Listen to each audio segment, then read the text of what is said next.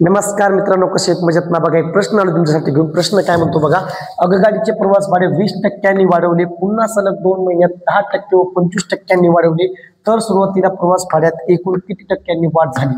बघा मित्रांनो, खूप सोपा प्रश्न आहे. काय म्हणते माहिती आहे का, एकूण 3 ठिकाणी वाढ झाली. बघा, सुरुवातीला आगगाडीचं 20% वाढवलंय, नंतर 10% वाढवलंय, नंतर 25% वाढवलंय.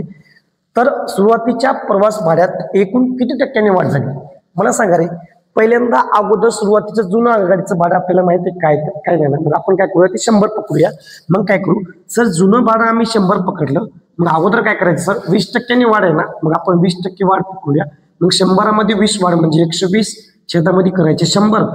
परत किती रे, 10% वाढ करायची ना. मग काय करायचं, 110 छेदामध्ये करायचे 100. मग तिसऱ्यांदा 25% वाढ झाली, 125 छेदामध्ये करायचे 100. आता काटाकाटी करू, 100ला 100 गेले, हे 1 0, हे 1 0, हे 1 0, हे 1 0 गेला. 25 5 सव्वाशे, 25 चौक 100, 4 1 4, 4 त्रिक 12, 11 5 55, 55 त्रिक 165. मित्रांनो, 165 हे ना, हे 165 आपलं आहे नवीन भाडं.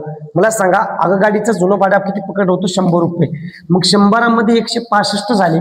मग किती वाढ झालेली, 65 रुपयांनी वाढलं. मग 65 रुपयांना पर्याय क्रमांक आपला 1 आहे ना. सोपं. थँक्यू.